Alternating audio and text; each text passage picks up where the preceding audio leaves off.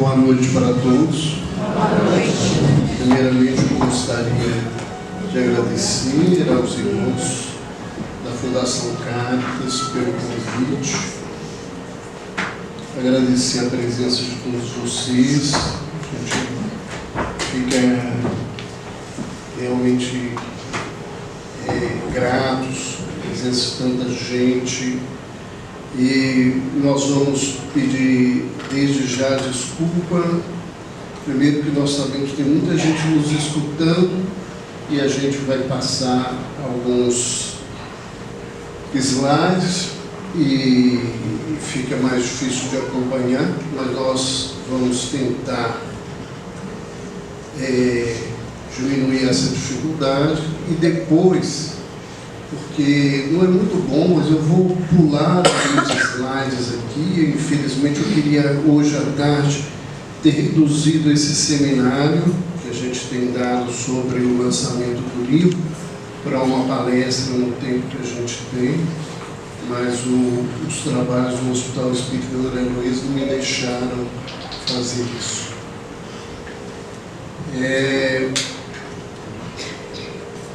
Eu tinha ido à sala de espera para chamar mais uma paciente. Havia sido informado que era a primeira vez, e quando eu falei do nome, eu de alguma forma me assustei, porque era uma pequenuchazinha, bem novinha, e já há algum tempo eu não atendo crianças no meu consultório. Mas eu vi o casal se levantando, falando com ela que aguardasse, e pela angústia e pela situação, eu percebi que eram os pais daquela mulher. Eles entraram e falaram do seu desespero. Eles vinham de uma cidade fora do estado e haviam conseguido conversar com a secretária a pedido de a coordenação de um grupo ao qual eu tenho muita afinidade, para que eu atendesse aquela menina. Ela, com 10 anos, aparentemente uma criança normal, começou a ter uns comportamentos estranhos em casa, incomodada algumas vezes com as ideias que ela dizia que parecia ser a voz dela se repetindo dentro da cabeça. E num certo dia, a mãe chegou do trabalho e ela chegou para a mãe e falou com a mãe dela: eu não aguento mais, eu quero morrer, eu vou me matar. A mãe se assustou tremendamente, e como elas tinham uma ligação e têm uma ligação muito intensa, ela virou e falou assim: minha filha, mas você já pensou na mamãe, tanto que a mamãe vai sofrer? E ela virou e falou assim: por isso mesmo eu vim falar com você, porque eu já pensei em tudo. Você vai, compra veneno, e nós duas tomamos o veneno, nós duas morremos, você não vai ficar sofrendo, nem eu vou sofrer porque você vai ficar aqui. Talvez quando eu comecei a trabalhar com psiquiatria infantil ainda, antes de terminar meu curso de medicina, dentro da instituição que eu trabalhava, que hoje desapareceu, foi transformada pelo Estado, se perdeu uma grande instituição que Minas Gerais já teve, que foi o Centro Psicopedagógico, e o Hospital de Neuropsiquiatria Infantil. A gente não imaginaria nunca, naquele momento, que chegaria um instante que a gente faria diagnóstico de transtornos depressivos em crianças tão novas. E aqueles que trabalham hoje especificamente com os quadros infantis, cada vez mais fazem diagnósticos de crianças cada vez mais novas.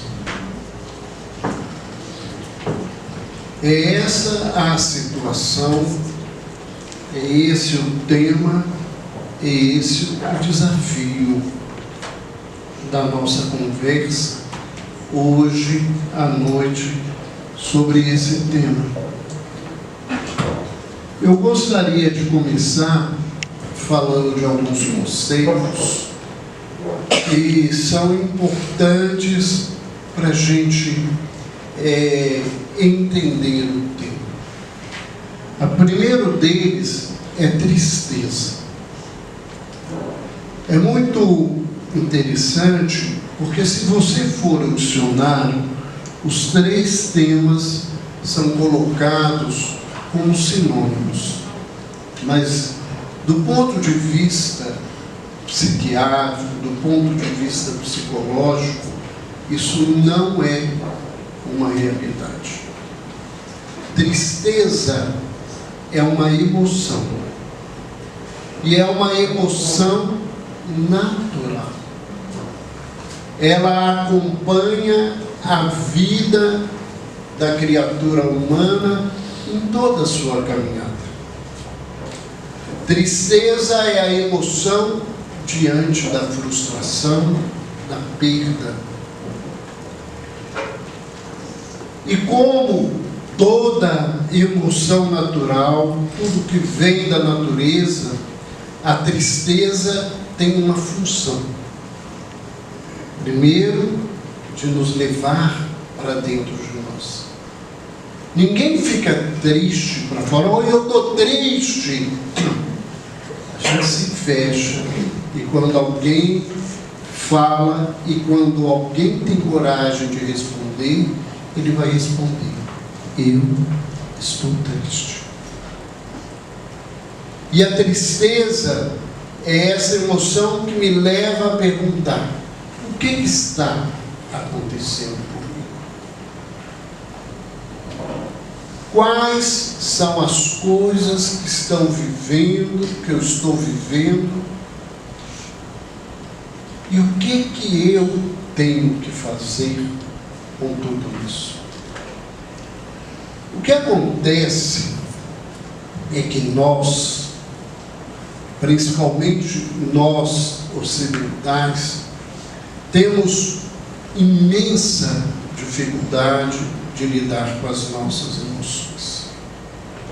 E não é diferente com a tristeza. A gente não sabe lidar com a nossa tristeza e a gente não permite que as pessoas fiquem tristes ao nosso lado. Triste por quê? Vamos levantar, calma, levanta a cabeça, foi só o pai, a mãe que morreu, seu irmão, vamos lá, levanta a cabeça. A gente não permite que as pessoas sintam tristeza. E, infelizmente, os movimentos religiosos, a cultura judaica cristã, muito mais no Ocidente, ela é uma castradora das nossas emoções. E se essas emoções, elas não são constatadas, elas não são vividas. E se elas não são vividas, elas não circulam e elas não vão embora. E tudo aquilo que para, tudo aquilo que fica preso dentro de mim, apodrece, como a água parada. Então nós poderíamos dizer, primeiramente, que do ponto de vista psíquico, a depressão pode ser né, a tristeza que apodreceu dentro de mim, porque eu não me permiti viver essa emoção. Mas a depressão, ela é, na realidade, do ponto de vista psiquiátrico, um sintoma ou um transtorno ou uma doença. A depressão é um sintoma quando ela aparece em determinada doença secundária a essa doença. Um exemplo muito comum, até porque nós temos muitas mulheres aqui, e é um quadro muito comum em mulheres, é a situação do hipotiroidismo, que é a insuficiência da glândula tireoide, uma glândula que nós temos na região, né, nessa região da garganta. Eu particularmente não a tenho, né? Eu tive que retirá-la há alguns anos atrás por um câncer. Mas a tireoide, né, ela é quando ela entra em hipofuncionamento, um dos sintomas que ela traz é a depressão. A depressão também é um sintoma nos quadros crônicos, nas doenças onde as pessoas convivem com a dor, com o sofrimento durante muito tempo, como os cânceres, as doenças autoimunes, as doenças osteoarticulares. A depressão, né, ela é, enquanto uma doença ou um transtorno psiquiátrico, né, ela apresenta diversos sintomas para ser caracterizada. Mas nós temos em psiquiatria, né, várias doenças que envolvem a depressão. A primeira delas é a que nós chamamos de transtorno depressivo de humor, ou depressão maior, que é um quadro onde a pessoa apresenta crises de depressão periódicas na vida dela. E ficar deprimido não é ficar triste meia hora, 15 minutos, um dia, não é isso. Tanto que não é que as pessoas têm confundido e feito diagnósticos muito errados, tanto por depressão como por outros quadros psiquiátricos. A gente só pode falar em depressão quando uma pessoa apresenta um quadro, né, característico de depressão, como nós vamos ver, por pelo menos 2 a 3 semanas seguidas sem parar. Um outro quadro que nós temos que envolve a depressão é o transtorno de humor bipolar, onde a pessoa caminha ciclicamente por fases de normalidade, onde elas não têm nenhum sintoma de nenhuma doença, por fases onde ela entra em euforia, que a gente chama em psiquiatria de mania. Então ela entra em mania e ela não dorme, ela acelera, tudo é maravilhoso, tudo é lindo, e aí ela faz um monte de coisas absurdas na vida, porque ela se sente toda poderosa, toda capaz, compra o que não deve, faz o que não pode, depois ela vai se arrepender lá para frente. E tem fases de depressão, onde a pessoa entra para um quarto, se fecha, não quer contato com ninguém, não come, não dorme, só pensa e tem pensamentos de ruína, de culpa. E se a gente não trata, esses ciclos vão se repetindo e esses quadros vão se agravando. Nós temos, né, os quadros de depressão recorrente, em que a pessoa pode ter algumas vezes na vida quadros de depressão. Temos a depressão que é chamada de distimia. O que é a distimia? A distimia é uma depressão leve e moderada que permanece na vida do indivíduo. E, embora sendo leve e moderada, ela não responde aos tratamentos psiquiátricos normalmente. E esse tipo de deprimido, certamente vocês já viram ou conhecem alguém. É aquele indivíduo mal-humorado. Você não quer encontrar com ele em lugar nenhum, porque tudo é ruim, tudo é chato, ele não gosta de nada, ele não gosta de ninguém, ele reclama de tudo, ele acha ruim, né? E ele vive aquilo da música, né? Eu não vou na sua casa para você não ir na minha, né? Para você não me amolar, não me encher a paciência, porque eu não quero receber ninguém, eu não quero ver ninguém na vida. Todo mundo tem alguém na vida desse jeito. Ele cresce, estuda, trabalha, casa, infelizmente, porque ele vai encher a paciência, ele não vai ficar satisfeito de encher a família dele biológica, ele vai encher a paciência de um monte de gente na vida, reclamar de tudo. E eles não conseguem fazer o tratamento, porque para se tratar você tem que usar altas doses de remédios, e esses remédios provocam efeitos colaterais muito graves, e as pessoas geralmente não dão conta. Para mim, e aí eu estou falando para mim mesmo, né, eu tenho para mim uma certeza que esses indivíduos são aqueles indivíduos de uma historinha que eu ouvia, que minha avó às vezes contava, que tinha o menino no útero da mãe e falava: daqui não saio, daqui ninguém me tira. Ele veio para cá obrigado, ele não gosta da vida, ele não queria nascer, e ele não gosta das coisas que estão ao redor dele.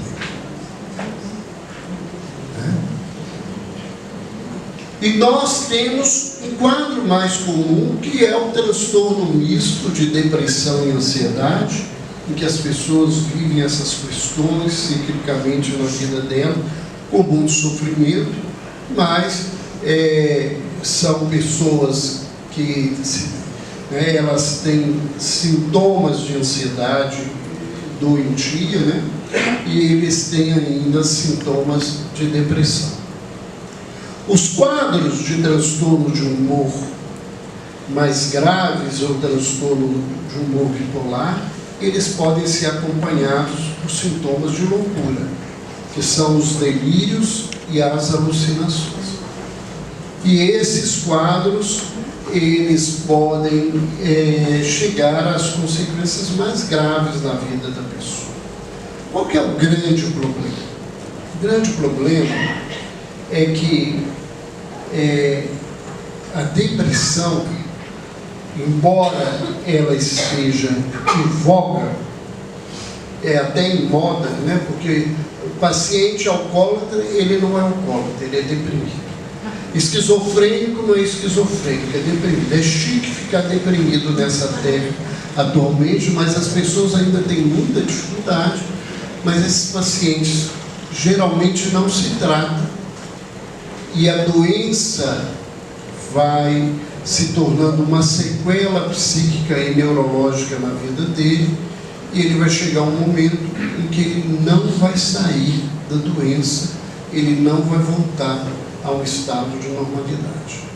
Então é muito importante que essas pessoas sejam tratadas o mais cedo possível, com o maior rigor possível, porque cada vez que a pessoa tem uma crise, a crise é pior do que a anterior, e cada vez que ele sai da crise, ele sai com menos qualidade de vida do que ele tem. Então são quadros muito graves. A situação é a melancolia. Nós colocamos aí e pedimos a Cristiane que lesse o texto, porque melancolia para os espíritos é diferente de melancolia para o psiquiatra, né? Ali o que eles estão falando é manso, de uma saudade que o espírito vive querendo voltar para o mundo espiritual, cansado de estar aqui, né? Que não deve ser muito ausente ultimamente nesse mundo de meu Deus, né? Onde tudo está tão complicado, tudo tão esquisito, e a gente, né, fica pensando realmente o que nós estamos fazendo aqui, como lidar com as coisas. O Cláudio há pouco falava comigo assim, porque a gente está num momento de transição.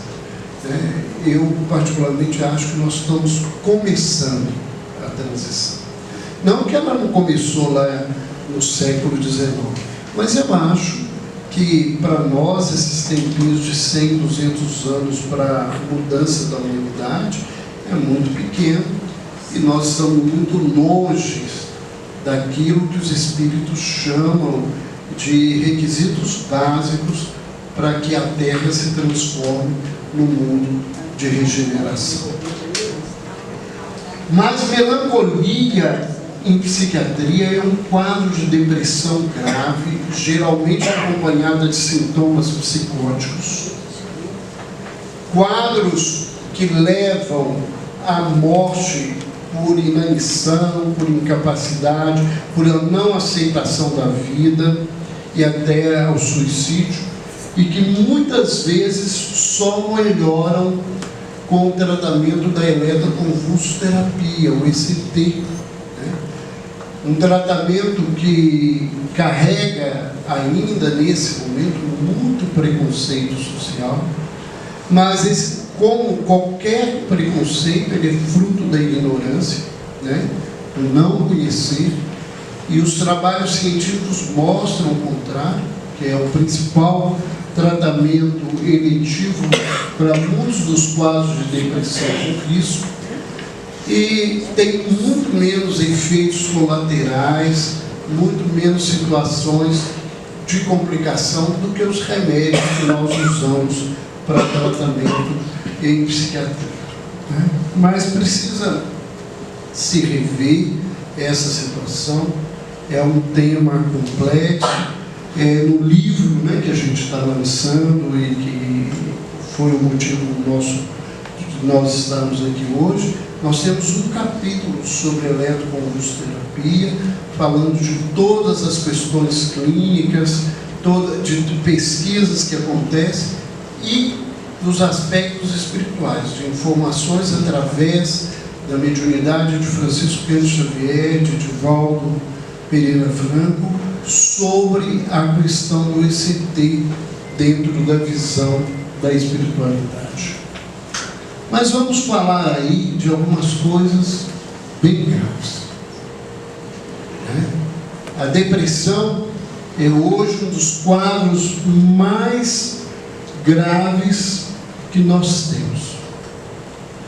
Ela é a mais importante causa de falta ao trabalho no mundo. Hoje é a mais constante queixa que leva à falta, né, à ausência do trabalho no mundo. Isso é muito sério, tanto do ponto de vista social, quanto do ponto de vista econômico, quanto do ponto de vista da própria criatura humana, né? Ela, né, atinge a mais de 300 milhões de pessoas no mundo. É quase 1,5 ou mais de 1,5 Brasil de deprimidos no mundo.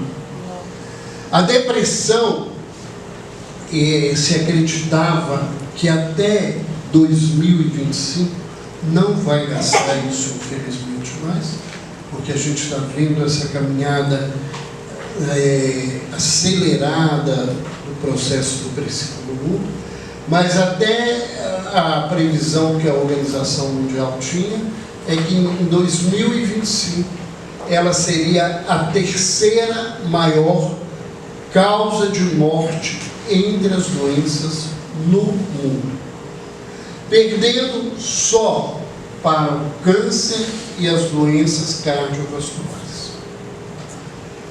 Se a gente pensar que muitos dos cânceres são desencadeados, são acelerados pelos processos depressivos, que a depressão é uma das principais causas de acidentes cardiovasculares. Nós temos no livro um capítulo escrito pelo Dr. Oswaldo Eli Moreira, que é um cardiologista, falando sobre isso. Nós vamos dizer que a depressão é, nesse contexto, a mais grave causa de morte no mundo. Por quê? Porque nós convivemos hoje com uma situação muito grave, que é o suicídio. A última estatística da Organização Mundial de Saúde diz que em cada 40 segundos uma pessoa se mata no mundo. Eu não sei se isso é verdade. Eu acho que é muito menos tempo. Por que eu digo isso? Quando eu comecei a trabalhar no Hospital Espírita André Luiz, dentro do hospital existe uma comunicação interna, e toda vez que entra um paciente com risco de autoextermínio, isso tem que ser avisado para toda a equipe, para que todo mundo esteja atento. Quando eu comecei a trabalhar, isso ocorria dentro de uma semana, quando eram muitos pacientes, e 5, 6 pacientes. Hoje, eu lembro as informações das internações que tiveram ontem no hospital. Havia só ontem 5 comunicados de pacientes que foram internados com risco de autoextermínio. E isso está acelerando cada vez mais. E nós sabemos que para cada quadro de êxito letal, ou seja, para cada pessoa que tentou e se matou, há uma possível estatística que levanta que esse número é 8 a 10 vezes maiores do que as pessoas que tentaram e não morreram. E a depressão é responsável por 70 a 75% das mortes por suicídio no mundo.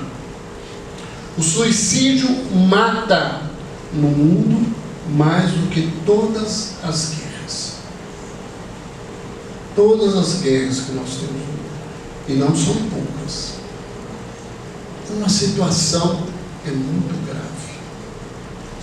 Fica muito mais grave porque a visão que as pessoas têm de depressão é desrespeitosa.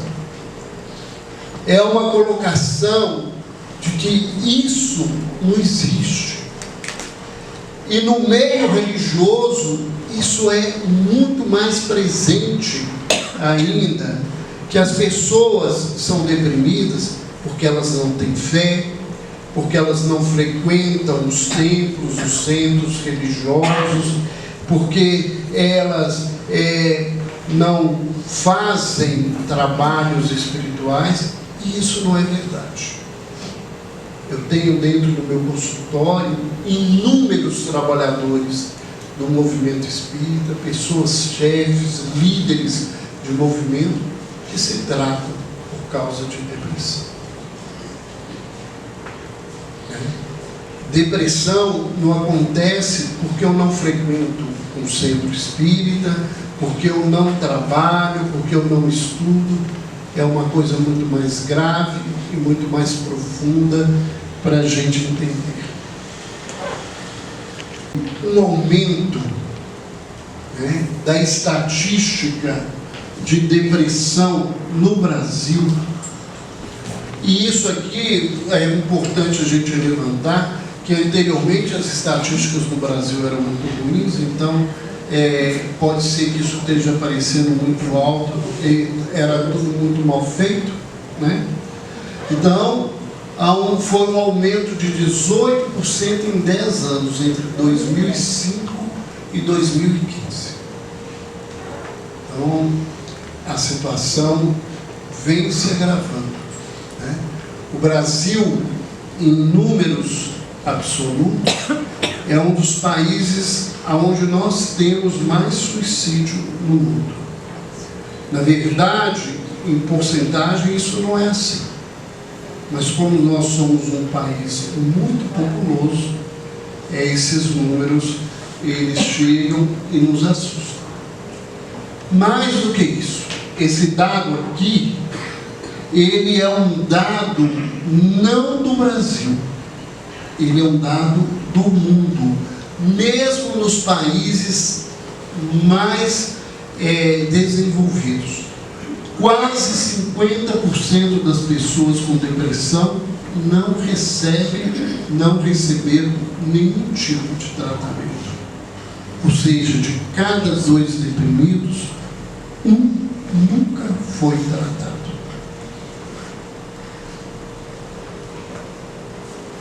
Porque as pessoas, diante de toda a pecha social que se tem, elas têm vergonha de falar que elas estão deprimidas. E isso é tão real, né, dessa castração emocional que a gente vive na nossa sociedade, que você chega para o indivíduo e você está triste, ele diz, não, eu estou preocupado. Então não tem problema, se você está preocupado, não é problema. Você pode morrer de ansiedade, pode morrer de um monte de coisa, mas você não pode falar que está triste. A gente convive com essa situação extremamente complicada. Então, quando a gente fala em depressão, a gente tem que ver os sintomas psíquicos, os sintomas fisiológicos e as alterações comportamentais.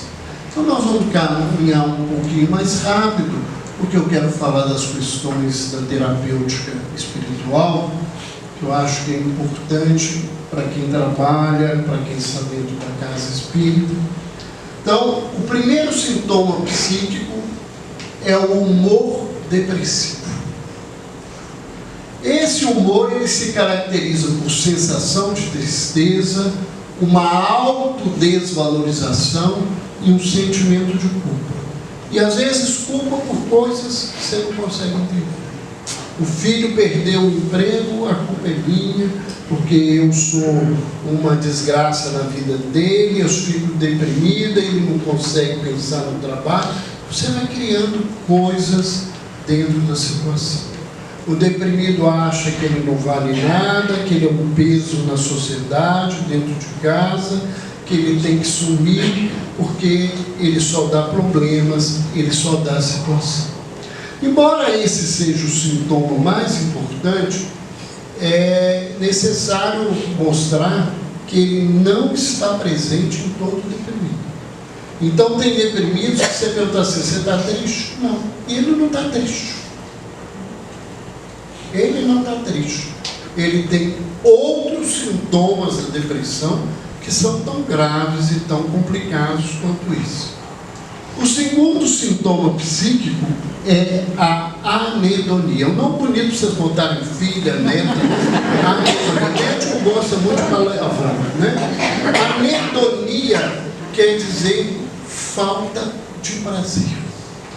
E esse é um sintoma muito constante. O deprimido perde o prazer, perde o interesse pela vida. Então é aquela dona de casa que ela esperava o final do dia para ver a novela e agora ela não se interessa mais em ver a novela, ela não tem mais nenhum prazer, a mulher tinha o prazer de se arrumar, não tem mais nenhum cuidado. Era aquele homem que gostava do futebol, que acompanhava e que agora não sabe nem quem está jogando e que dia que o time dele vai jogar, não tem interesse por nada, e a pessoa vai perder o interesse todo pela vida. Isso, particularmente para nós profissionais, assusta, que esse é um sintoma muito presente nesses jovens que cada vez mais estão deprimidos. Eu não tenho prazer nenhum na vida, eu não tenho nada que me interessa, não tenho nada que me dá alegria. E alguém vem e me pergunta às vezes assim: o que é isso, doutor? Isso é de outra vida? É, de outra vida. Até porque depressão grave não é doença dessa vida, não. Os quadros psiquiátricos graves, eles não surgem de um momento para outro. Eles são uma construção doentia do espírito que chega num determinado momento que ele compromete o corpo mental, o corpo emocional, e ele passa a apresentar essa sintomatologia muito grave. Então, o deprimido é um indivíduo realmente que ele não vê prazer na vida, até porque a grande maioria deles não quer a vida. E incomoda muito os deprimidos, uma fala do Espírito Carlos, que nos orienta. Ele diz o seguinte, que a depressão é a doença da rebeldia. Que o deprimido é da rebeldia. Que o deprimido é o indivíduo que olha para Deus e diz assim: o Senhor não me dá a vida que eu quero, eu não quero a vida que o Senhor me dá. Então, o deprimido é um indivíduo insatisfeito, né? E como todo doente, né, a maioria de nós projetamos a nossa problemática em alguém ou em alguma coisa. A gente nunca assume que a gente está infeliz porque a gente não encontra felicidade em nós. Eu sou infeliz porque o mundo me faz infeliz. Eu sou infeliz porque minha mãe me abandonou, porque meu pai é alcoólatra, porque meu marido é assim, minha mulher é desse jeito, meu filho, porque o governo faz assim, o meu patrão assado, o meu empregado. Eu não sou responsável por nada. Como eu digo sempre, é a síndrome do Adão, né? Que é assim que o Adão agiu. A hora que no mito ele é descoberto, em vez de ele assumir que ele comeu, ele disse: não, Senhor, não fui eu não, foi a mulher que me deu de comer. Ou frasezinha que fez você sofrer. Vocês estão pagando até hoje porque nós estamos sofrendo por culpa suas. Se vocês não tivessem feito nada, nós estávamos no paraíso. Vocês roubaram a chance de nós, pobre coitado dos homens, de estar no paraíso até hoje, né? Até porque eu tenho certeza que deve ter sido assim. Ela abriu a boca, deve ter pegado 2 daqueles afastadores cirúrgicos, enfiou o fluido, enfiou o dedo para poder ir e mastigou com força, dando soco embaixo, e ele teve que ir no copo, coitado, não tinha culpa de nada. Nada. Porque é assim que a gente faz na nossa vida, né? A gente não se responsabiliza pela nossa dor. A dor é nossa. Nós é que construímos a nossa dor na nossa caminhada, né? Mas a anedonia é um desses sintomas. Outra coisa, o deprimido, ele se sente cansado 24 horas por dia. Presta atenção, eu falei deprimido, não falei de adolescente não. Deprimido, senão vocês vão fazer confusão na cabeça, né? Porque esse outro grupo, ele se sente cansado 24 horas por dia. Não faz nada. Quando você pega uma coisa, mas eu estou cansado, né? Tá cansado. O deprimido, ele passa o dia inteiro deitado e ele se sente cansado, sem fazer nada. É um sintoma que ele carrega, né? E ele tem a redução da capacidade de pensar, de concentrar, de tomar a decisão. Ele não consegue. Eu recebi uma senhora no primeiro horário da tarde que chegou aos prantos, sofrendo intensamente, e ela me disse: doutor, eu não quero viver mais, eu não tenho motivo para viver, eu não tenho capacidade de nada. Eu faço 20 anos de casada esse ano. Toda a vida eu não tive uma empregada. Eu cuidei da casa, a família vai comer em casa, e hoje eu acordei às 7h30 da manhã, eu abri a geladeira diversas vezes, e eram 11h30, eu não tinha conseguido resolver o que eu iria fazer no almoço. Eu não dou conta nem de escolher um cardápio para comer mais. Por que eu tenho que viver? Eu não tenho que viver, eu tenho que morrer. Eu não sirvo para mais nada.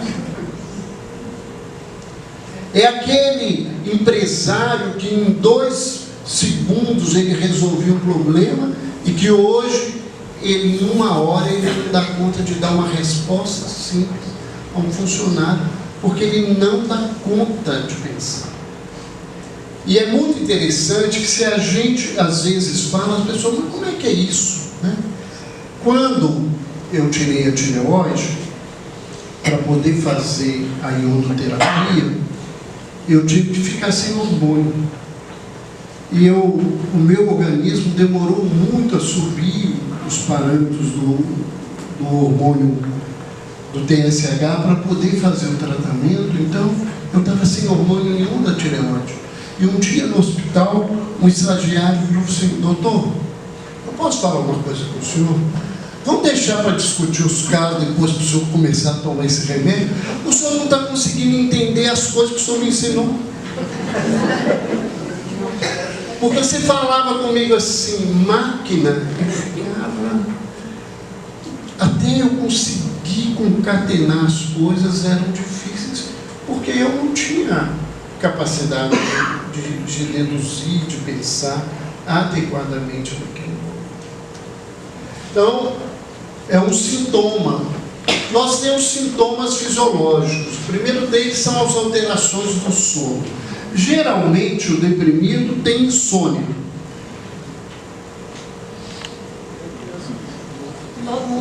E a insônia do deprimido, ela é diferente da insônia do ansioso. O ansioso tem dificuldade para dormir, porque ele pensa muito, né? E faz pouco ganha. Todo mundo que pensa demais faz nada, né? Ele pensa muito, e aí ele deita e ele não para de pensar, e ele não consegue relaxar para dormir. O deprimido não, ele até deita e dorme, mas ele acorda de noite e custa dormir de novo, ou não dorme mais durante a noite. Mas existem deprimidos que têm hipersonia, que dormem muito, 18, 19 horas por dia, não conta de fazer nada. Outra alteração, que é a minha infelicidade, é a tal da alteração do apetite, porque as deprimidas, se elas têm alguma alegria da depressão, elas perderam o apetite e elas vão emagrecer. E elas querem voltar a não ter depressão, mas não ter mais apetite.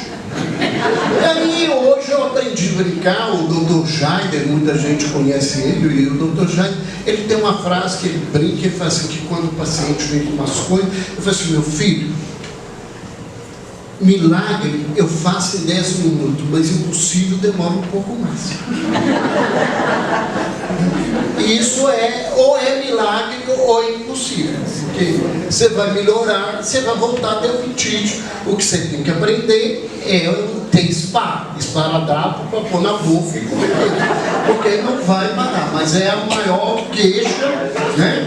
É falta de apetite. E alguns até têm muito apetite, principalmente os que têm depressão ansiosa, porque a ansiedade leva as pessoas a comerem, né? O ansioso, ele tem um vazio interno, que ele quer tampar esse vazio, e a forma que ele arruma é de comer, né? E isso causa muita angústia. Outra questão é a redução do interesse sexual, e isso provoca muitos problemas em relacionamentos conjugais. Já vi muito marido abandonar a mulher porque ela não tem interesse, ele não consegue entender que isso é da doença, e ele cria um monte de problema, né? Mas como nós estamos numa cultura machista, isso aí pesa muito, e eles têm muitos problemas, e é muito deprimido que tenta suicídio por causa de falta de libido, falta de condição de ereção, e alguns remédios até pioram essa situação. Nós temos as alterações comportamentais. A principal delas é o retraimento social. O indivíduo não quer conviver com nada. Isso, do ponto de vista espiritual, é muito ruim. Por quê? Porque o que o deprimido quer? Ele quer entrar no quarto, ele quer fechar a janela, puxar a cortina, deitar, colocar uma coberta na cabeça e não ver nada. Acontece que a criatura humana precisa de alimentação. Não é só de alimento, nós precisamos de alimentação energética. Nós estamos doentes porque a gente hoje não tem alimentação energética adequada. A primeira delas, nós somos alimentados por duas energias na Terra. Uma é a que os hindus chamam de Kundalini, que é a energia que vem na Terra, né? Hoje a gente anda com tudo aí de borracha, a gente está isolado dessa energia, é pouca gente que põe o pé no chão, é pouca gente que deita na grama, é pouca gente que mexe na terra. Com isso, a gente recebe muito pouco dessa energia. A outra energia, ela vem do cosmos, né, que eles chamam de prana, e ela vem do sol, principalmente do sol. Então, o indivíduo que fica fechado num lugar desse, ele se proíbe de receber os alimentos energéticos para se sustentar. Ele vai perdendo essa capacidade e ele vai ficando cada vez mais à mercê, tanto da doença quanto dos obsessores, dos espíritos que vão atacá-lo, porque ele não tem recurso energético para se proteger. E colocá-los para tomar sol, e a gente hoje toma muito pouco sol, né? E é muito interessante isso. Nós estamos num país tropical, onde a grande maioria das pessoas, quando faz exame, tem baixa de vitamina D, porque nós não temos exposição suficiente ao sol. O deprimido tem crise de choro, geralmente choro sem motivo. Ele não tem explicação, ele chora por qualquer coisa. Mas não é todo mundo que chora por qualquer coisa que tem deprimido. Eu choro por programa do Hulk, por propaganda de mãe, de pai, aquela coisa toda. Isso, né, esse choro, né, o deprimido, ele chora, e chora sem motivo, sem situação. Outra situação, nós já falamos da mais grave, que é a tentativa de suicídio, e eles apresentam ou retardo ou agitação motora. Rapidamente eu vou citar os tratamentos que são usados hoje em depressão. Então nós temos os medicamentos alopáticos, que são os mais usados, né? Nós temos os antidepressivos, os estabilizadores de humor. No caso, né, nos quadros com loucura, os antipsicóticos, os pacientes que não conseguem dormir, os hipnóticos para induzir o sono, dos transtornos mistos de ansiedade, são usados benzodiazepínicos para diminuir a ansiedade. Acontece que esses tratamentos, né, eles são importantes, mas eles não são 100% eficientes. Os medicamentos psiquiátricos para depressão mais eficientes, eles têm uma eficiência de 70%. Ou seja, de cada 10 pacientes que vão tomar remédio, 3 não vão responder. E nós, né, porque nós somos vítimas ou nós somos permissivos a uma política do mundo. Não estou falando de política partidária. E a indústria farmacêutica é uma das indústrias mais ricas do mundo. Ela disputa com a indústria da guerra, a indústria armamentícia. E, por isso, ela comanda as informações do mundo. E a gente acredita que esses remédios vão resolver todos os nossos problemas. E quando a gente fala sobre isso, as pessoas se assustam. Você é médico? Sou médico, mas eu tenho a preocupação de ter reflexão sobre as coisas que eu faço. Mas o remédio, o senhor não prescreve remédio, mas eu não prescrevo só remédio. E aí está o grande problema, porque a maioria das pessoas só querem tomar remédio. Pior do que isso, a grande maioria das pessoas só quer receita. E comprar o remédio e não tomar, e depois voltar a dizer que não resolveu para nada. E tem uma turma de pacientes que eles querem ter ir para o Guinness. É quantos médicos eles já foram que não serviram para porcaria nenhuma para eles. Então, eles fazem questão, eu já fui em todos os médicos, eu já tomei todos os remédios e não melhorei. Né? E o que o senhor pode fazer? Dá vontade de falar, porque quem me conhece não é nada. Mas não dá para falar nada, porque a minha falta de educação tem que ser menor. Porque um indivíduo desse, o que ele está me dizendo é que ele não se trata. Porque se nada serviu, também não é realidade. E quando você começa a perguntar, ele não tomou os remédios direito, ele não fez terapia, ele não faz exercício físico, ele não faz uma dieta, ele não procura um amparo espiritual, então ele não vai conseguir resultado mesmo na vida dele. Né? Mas nós, né, temos uma mensagem arcaica na nossa vida, né? Ela é antiga, que a gente acredita que Deus faz um milagre, né? Que cai, né, pão do céu e que jorra mel das pedras. Né? E a gente fica esperando isso, e que isso vai ser de graça. Eu falo, olha, eu nem duvido que caiu pão do céu e nem que jorrou mel das pedras. Que era o mínimo que Jeová tinha que fazer. Porque se aqueles pobres coitados andaram 40 anos para andar menos de 500 quilômetros, é o mínimo que eles tinham que receber, era um pãozinho do céu com mel da pedra. Não foi de graça que aquilo chegou, não. Aquilo custou muito caro para aquela turma. Muito caro. Então nós temos esse hábito de querer essa solução. Nós colocamos aqui a eletroconvulsoterapia, que ela é hoje a principal indicação para os quadros mais graves da depressão. Né?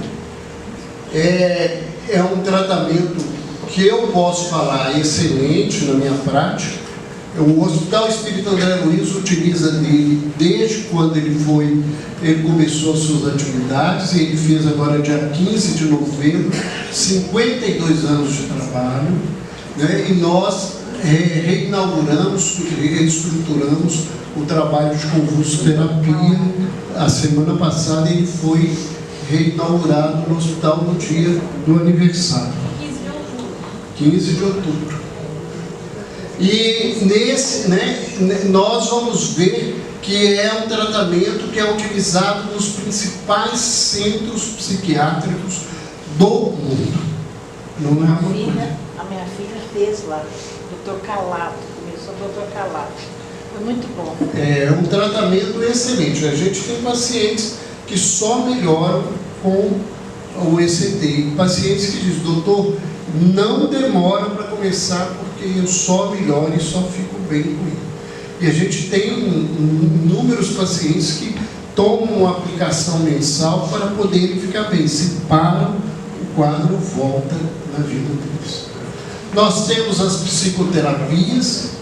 A mais estudada no mundo e pesquisada é a cognitivo-comportamental, mas toda terapia pode e deve ser usada para o tratamento da depressão, com bons resultados. Existe a estimulação magnética transcraniana, que é um tratamento menos invasivo que os outros, mas ele tem uma resposta muito pequena nos quadros graves. Ele tem mais efeito nos quadros de depressão leve. E os quadros de depressão leve, às vezes a gente resolve com um remedinho, com outro tipo de trabalho, mas é um tratamento. Nós temos a fototerapia, porque nós temos uma depressão que é chamada sazonal, que é a depressão que ocorre muito no hemisfério norte, nos países mais próximos do Ártico, onde o sol desaparece durante 6 meses e as pessoas deprimem por falta de sol. Então eles fazem um tratamento de ficar submetidos a uma grande quantidade de luz, tão intensa que a pessoa tem que usar uma proteção para os olhos, porque ela pode ficar cega ou ter alguma deficiência visual pela intensidade de luz. É um tratamento que resolve 80% dos quadros de depressão sazonal dessas pessoas. Nós temos a homeopatia. Eu não sou homeopata, mas eu vou falar aqui do que eu entendo que os homeopatas falam. Os homeopatas mais clássicos, eles não tratam depressão, né? Eles tratam pessoas, eles tratam o indivíduo, né? Então, é um tratamento energético, de ação além do corpo físico, no corpo perispiritual. A gente não tem clareza de onde que ele acontece, né? E para que ele surja efeito, ele exige muito tempo. E os homeopatas com quem eu convivo, que são espíritas, eles levantam que os quadros psiquiátricos são muito graves, eles atingem intensamente o conjunto energético do homem, e isso exige ainda maiores estudos, maiores aprimoramentos nessa situação. E a terapêutica espiritual, e dentro dessa terapêutica espiritual, nós temos a terapia complementar espírita. E nós vamos falar disso aqui agora, passar por remédio, por nenhum desses tratamentos, que eu acho que quem quiser depois pode até ler no livro. A gente colocou numa linguagem que ajude o leigo. Então, segundo Emmanuel, saúde é a perfeita harmonia da alma. Está no livro O Consolador. E o espírito de Joseph Kleber, ou Joseph Kleber, como muita gente diz, no livro O Homem Sadio, Uma Nova Visão, ele diz que saúde é a real conexão da criatura com o Criador. Então, nós seremos saudáveis quando nós estivermos vivendo integralmente a lei. Então, a nossa condição é aquela condição que Emmanuel fala em uma de suas páginas, que ele diz que nós somos todos doentes, né? Internados nas enfermarias da terra à busca de alta. Porque nenhum de nós está em perfeita conexão com o Criador. Dentro dessa perspectiva, né, a depressão é uma doença da rebeldia. O indivíduo, ele não quer viver. Mais do que isso, o que eles nos dizem muitas vezes,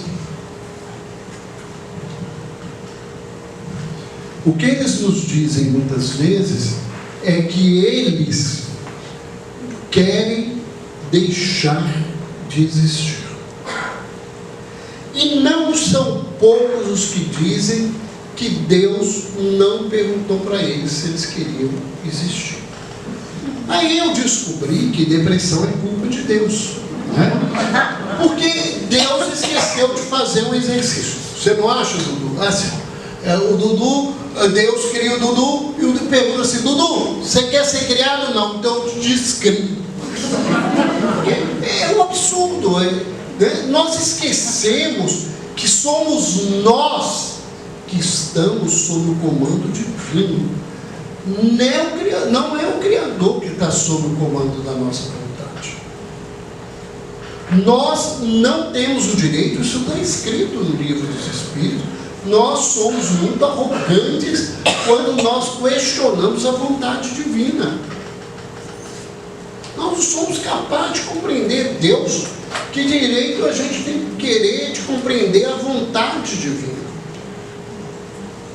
Então, o deprimido, ele briga o tempo todo para não viver.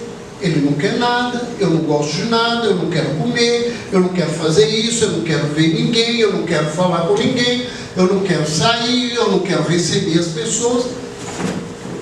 É um estar morto vivo.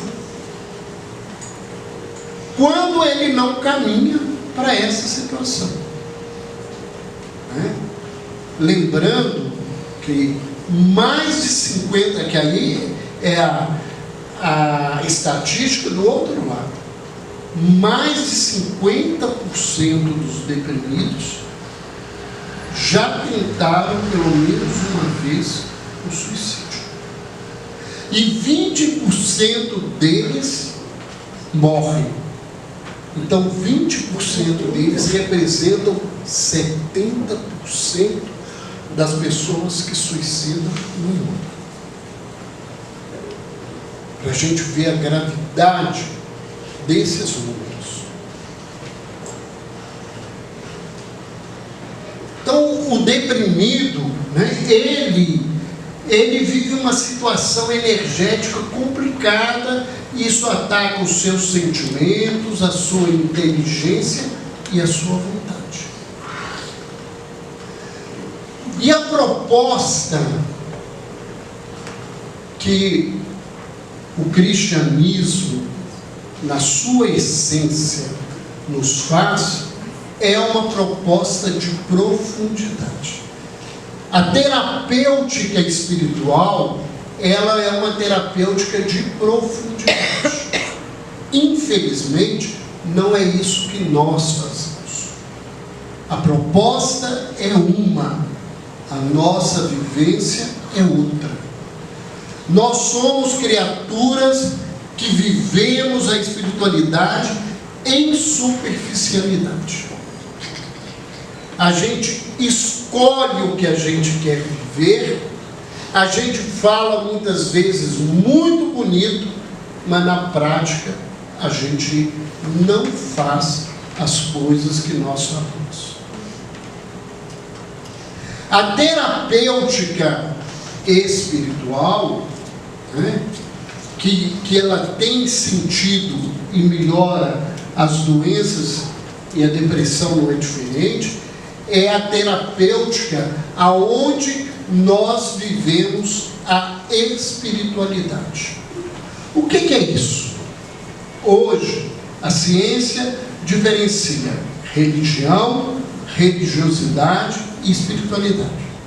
E ela acha que ela está com o bam das coisas, que ela está por cima, que essa coisa toda. Né? No prefácio do livro Nosso Lar, Emmanuel fala muito claramente disso. muito mais do que religião e de espiritismo, o homem precisa de espiritualidade. Religião é um rótulo. Eu falo que eu tenho uma religião, conjunto de ideias, de crenças e filosofia, mas só isso. Não tem nenhum outro sentido na minha vida. A religiosidade é a minha prática diante da religião. A frequência que eu venho à casa espírita, o que eu faço na casa espírita, as minhas leituras, o meu trabalho, o meu culto do Evangelho, tudo isso sob orientação doutrinária, isso é a minha religiosidade, a minha vivência da religião. A espiritualidade é a minha religiosidade intrínseca. É a minha religião com a verdade, buscando um contato com o que é ético, com o que é verdadeiro, com o que é justo e bom na vida. Então, o indivíduo que é ateu, ele pode ter maior espiritualidade na vida que o indivíduo que tem religião. Porque se ele é ético, se ele é uma pessoa boa, se ele busca respeitar a sociedade, as pessoas, ajudar, ele é muito mais espiritualizado do que eu, que falo que tenho uma religião. Então, nós precisamos entender que a religiosidade, ela só tem sentido na minha vida se ela me transforma. E ela tem que me transformar por dentro, porque nós gostamos de aparentar que nós somos bons. Se o mundo achar que eu sou bom, está tudo resolvido, mesmo que eu não seja e saiba que não sou.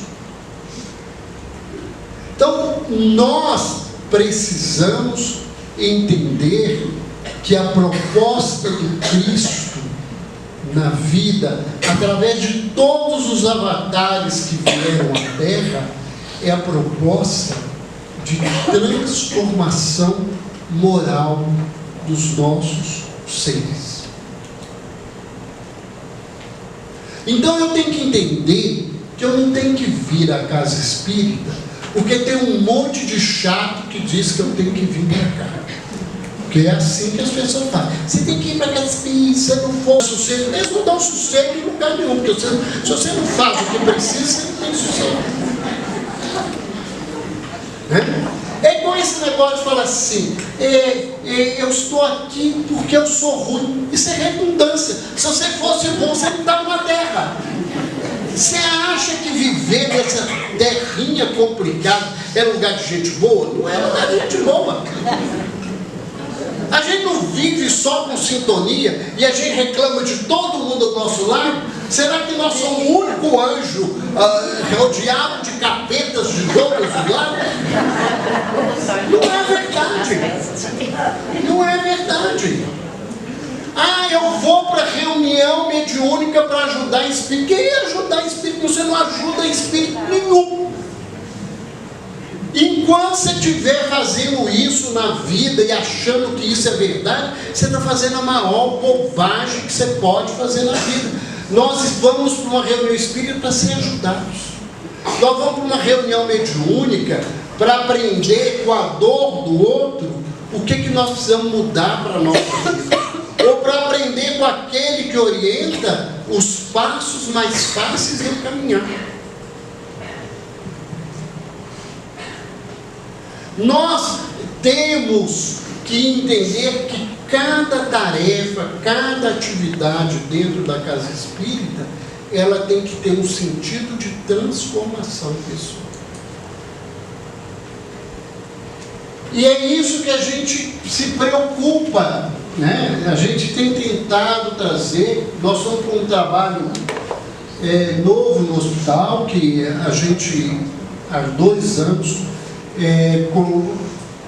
o departamento de assistência espiritual escolheu alguns companheiros para estudarem juntos, e eles agora estão tentando fazer um trabalho, que é um trabalho que a gente não chama de atendimento fraterno, para o movimento espírita não brigar com a gente, porque tudo que a gente faz que é diferente, a gente está querendo mudar, está querendo fazer, ser dono, então a gente botou um nome parecido, acolhimento fraterno, só para não mudar. E a gente diz que é um trabalho que eu acho que o nome tem mais significado para quem está conhecendo o trabalho, que é um trabalho de ressignificação da figura humana. Da gente dar um novo significado ao homem dentro da vida. Nesse trabalho, a gente tem levado o pessoal a refletir que quando a gente vai orientar as pessoas, não basta mandar ninguém fazer nada. Você tem que fazer um trabalho em que a pessoa entenda para que ela vai para aquele lugar. Qual que é o objetivo? Então, um dos trabalhos em que as pessoas chegam é as reuniões de estudo, de conhecimento doutrinário. Mas a gente não tem que ter conhecimento doutrinário para decorar nada, né? Porque tem gente que decora tudo. Eu não consigo decorar nada. Tem gente que sabe todos os mentores de André Luiz em cada livro. Eu só de saber que André Luiz já é difícil da minha memória, quanto mais o resto. O pessoal vai dizer, mas senhor sabe um monte de versículo de cofres. Minha filha tem uns quantos mil anos que eu estou pregando evangelho, não melhorei nada, pelo menos decorar, para poder fazer vista da coisa da vida. Mas eu tenho que levar o indivíduo para estudar com significado. Não adianta eu mandar um indivíduo que não conhece nada de doutrina espírita para ir estudar um livro como Evolução em 2 Mundos. Eu peguei o mais difícil na história. Evolução em 2 Mundos é um livro para mostrar assim, você é médico, cientista, você é ignorante até agremar. Você não sabe nem isso que eu reuni aqui, de maneira para você entender. Tem coisa aqui que você ainda nem sabe, e você ainda vai ter que descobrir. Mas eu não posso mandar uma pessoa estudar em qualquer lugar, qualquer coisa, e nem dizer para a pessoa para frequentar reunião pública o resto da vida. Reunião pública é a coisa mais chata que existe depois que você estuda. Por quê? Porque a reunião pública é uma reunião básica para contato com a pessoa, né? O indivíduo precisa caminhar, ele precisa aprofundar, porque a gente fica vendo repetir, né? E quando você frequenta a mesma reunião, você vai aprender as mesmas piadas, as mesmas histórias, a mesma coisa, porque é o mesmo dirigente, a mesma situação, né? E alguns deles são igual o professor, eles nem renovam a aula, ele repete a aula ano que vem que ele fez a anterior. Então isso fica complicado. Eu tenho que saber orientar o indivíduo como é que se estuda. Aí o pessoal, manda ler Nosso Lar. Que loucura! Se você não conhece o doutrina espírita, lê Nosso Lar. Ô, gente, Nosso Lar é um livro de ficção científica para quem não conhece. Olha, esse cara tomou uns comprimidinhos aí, um ácidozinho, toda essa história. Nós, para entendermos, você tem que ter conhecimento. Você não pode mandar um indivíduo ler o livro dos Espíritos. Ler o livro dos Espíritos não vai entender nada. Ele tem que ter alguém com formação e orientação e base para ajudar a estudar o livro dos Espíritos. Nós temos que ter esse cuidado, né? Se o indivíduo gosta de ler romance, vamos escolher romances que atendam, que abram espaço para ele poder estudar outras coisas posteriormente. Ele gosta de ler poesia, vamos fazer esse trabalho. Outra coisa, prece. Você vai para casa e faz prece. Você sabe fazer prece? Eu sei, eu aprendi. Pai Nosso Senhora de Jesus. Você só ouve a primeira e a última palavra. O que adianta isso? Eu tenho que orientar a pessoa como que ela vai orar. A oração, ela tem que ter profundidade, ela tem que ter significado emocional e ela transforma a ação neuroquímica. Os trabalhos mostram isso. Há pesquisas, com irmãs, com monges, com padres, com pastores que vivem momentos de intensa oração e buscam isso na vivência real da vida deles, que mostram que o cérebro deles funciona totalmente diferente do nosso, a partir desse trabalho que eles realizam. Agora, não é essa oração, porque a gente faz oração. Então, quando faz oração em conjunto, é bem complicado, porque se ela for, oração gaúcha, ela já não resolveu. Você sabe o que é oração gaúcha? É aquele que diz assim: Senhor Deus, nós estamos aqui agradecendo a sua presença, assim seja. Agora, a oração mineira é diferente, assim: Deus, nosso Pai, Criador do céu e da terra, inteligência suprema, nós, espíritos, princípios inteligentes. Ele faz um curso, 40 minutos para chegar no assim seja. Durante esse momento, um monte de gente já dormiu, já pensou que vai comer um capítulo da novela, já xingou ele, a coitada da mãe, todo mundo, e ele não acabou a prece. Alguém prestou atenção? Que significado que essa oração vai ter nesse lugar?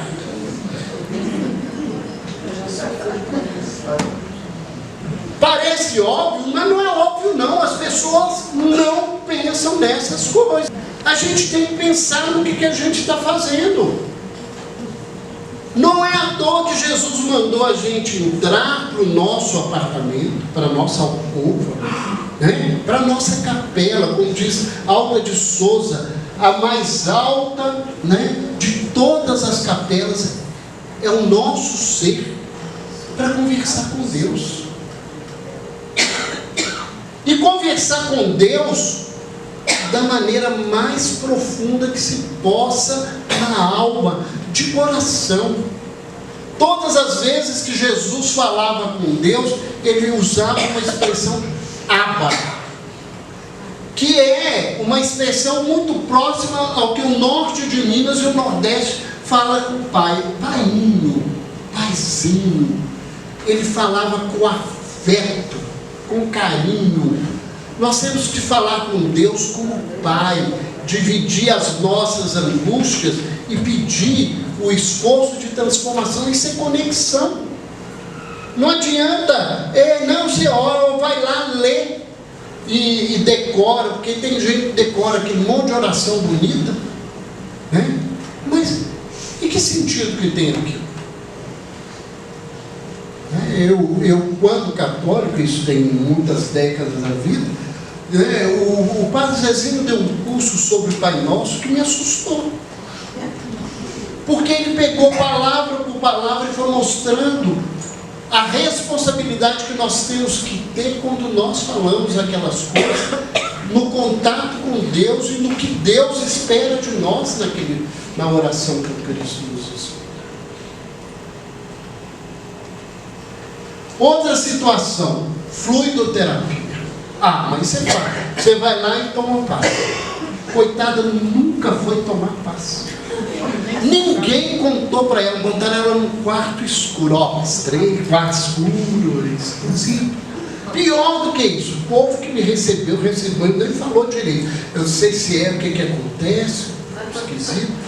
O cara botou a mão na minha cabeça, aí ele começa e eu começo. E aí o que ele vai fazer com essa mão? Nós, para mandarmos alguém para tomar paz, você sabe o que é paz? Qual que é o significado? O que você tem que fazer mentalmente durante o passe para ser ajudado?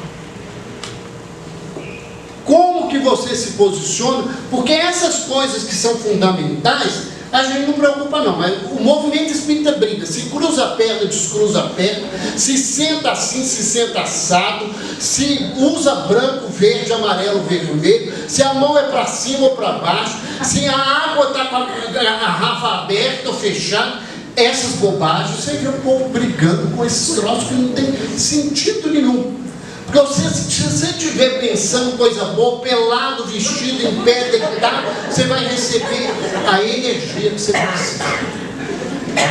Mas as pessoas, né, nós continuamos discutindo o sexo dos anjos na terra, em vez de resolver as coisas que são básicas. O básico que é entender o que é o movimento do passe, internamente, a pessoa não é informada, como é que ela vai aproveitar o passe?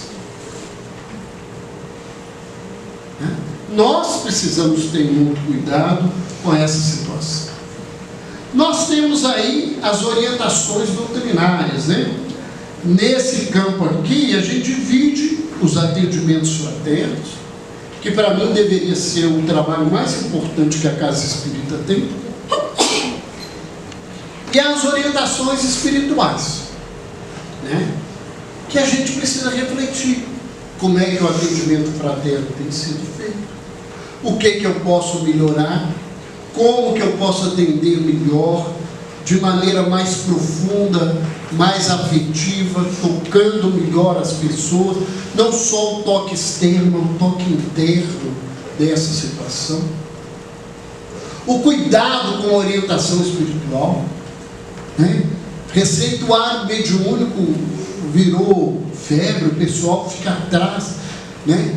E olha, eu não posso deixar, enquanto pesquisador, enquanto acompanhar, tem um monte de receituário mediúnico aí que nem anímico não é. É alguma coisa mais complicada do que isso. E a maioria desses receituários que tem aí, eu faço melhor do que eles. Não estou criticando, eu faço melhor do que eles. Será que um espírito de um ex-tipo com os nomes que são assinados escrevem aquilo, aquele troço simplório, receita remédio que é placebo? Nós precisamos questionar essas coisas. Orientação doutrinária tem que ser alguma coisa que fale na alma e que transforme a alma do indivíduo, que vá ao cerne da dificuldade dele, para ele pensar nessas coisas. Né? Outra situação, né, que são as intervenções espirituais. Os trabalhos, né, a desobsessão. Lembrando que desobsessão é tratamento para desencarnado, porque a grande maioria dos encarnados vão para o tratamento e voltam e não melhora nada, porque eles não mudaram nada. O que nós conseguimos muitas vezes é tocar as entidades espirituais que estão ali, e que por assistência da espiritualidade superior saem dali para serem tratados. Mas a grande maioria dos obsediados, eles voltam para o processo de obsessão, porque eles não mudaram nada. Né? Nós temos que ter o cuidado de não passar essa ideia que se o espírito ficar na casa espírita, ele está com o problema dele solucionado. Ninguém está com o problema solucionado desse jeito. Outra questão são as cirurgias espirituais. E nesse contexto nós temos que lembrar que o movimento federativo, a Associação Médico Espírita do Brasil, não concordam com as cirurgias que usam instrumentos cirúrgicos. Nós não estamos dizendo que elas não acontecem, nós não estamos dizendo que elas não podem acontecer aqui. Nós não concordamos com esse tipo de coisa. Por quê? Porque isso é charlatanismo.